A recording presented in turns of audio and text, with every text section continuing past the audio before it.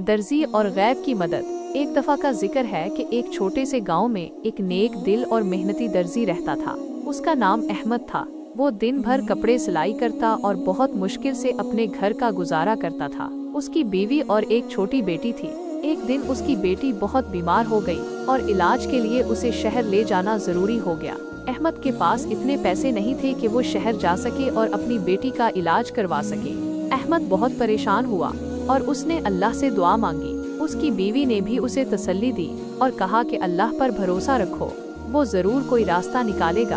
अहमद ने इस रात अपने काम में लगने की ठानी और सोचा कि शायद ज्यादा काम करने से कुछ पैसे जमा हो जाएं। वो रात भर जाग कर कपड़े सीता रहा।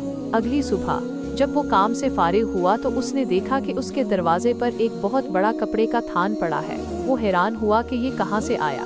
उसने आसपास देखा लेकिन कोई नजर नहीं आया। कपड़ा बहुत उम्दा और कीमती था, जिसे देखकर उसके दिल में एक उम्मीद की किरण जागी। वो जानता था कि ये कपड़ा बेचकर वो अपनी बेटी का इलाज करवा सकता है।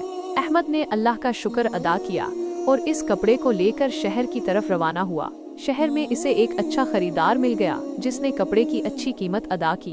अहमद ने अपनी बेटी का इलाज करवाया और वो जल्द ही ठीक हो गई। जब वो गांव वापस आया तो उसने इस पैसे से अपना काम मजीद बढ़ाया और एक खुशहाल जिंदगी गुजारने लगा।